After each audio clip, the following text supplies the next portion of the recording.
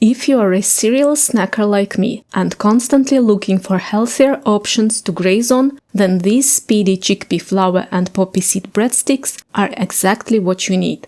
They are high in protein, high fiber, gluten-free, and super delicious. By the way, what's your favorite dip for breadsticks? So, 120 grams of chickpea flour into a bowl, 30 grams of ground almonds, 1 tablespoon of poppy seeds, but you can experiment with other seeds too, half a teaspoon of salt, half a teaspoon of baking powder, 2 tablespoons of your favorite oil, vegetable, olive, coconut, anything will work here. And finally, 80 ml of water. Mix well. The dough consistency should be similar to cookie dough. If it's too soft, add a bit more of chickpea flour. Cover and let rest for 10 minutes. Now place the dough onto a lightly dusted surface. Divide into smaller pieces.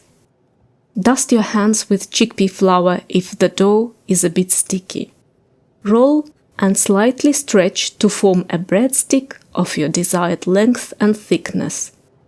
Place breadsticks on a lined baking sheet and bake at 180 degrees Celsius for about 15 minutes until golden. Let cool down and enjoy.